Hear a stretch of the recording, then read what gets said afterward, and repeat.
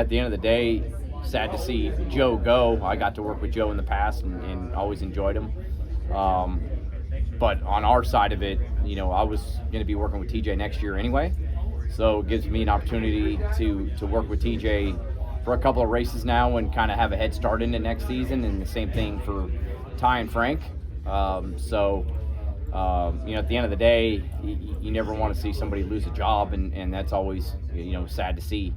But, it gives our 16 group a head start. Obviously, it's challenging to have a spotter change for a race like Talladega and super speed racing in general. But does the fact that TJ is a former driver, and I think you two raced against each other quite a bit, does that help on that transition? Just kind of knowing what his experience is and now how long he's been on the spotter stand himself? Yeah, I mean, it's a great test period.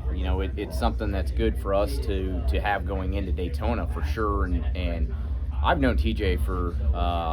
I'm sure there'll be some pictures that come out. I've known TJ now for 32 years.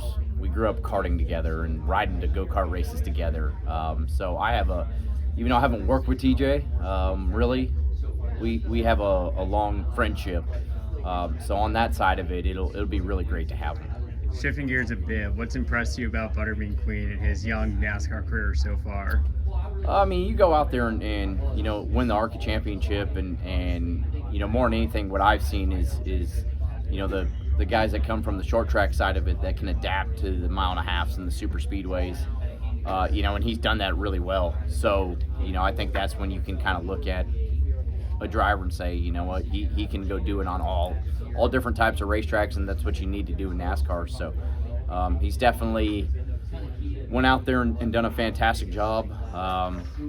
Chris and I talked when obviously all the truck stuff started happening, and I was like, is that a guy we can go get for sure? So happy to have him part of the team, and I think he's going to do great things on the truck side of it.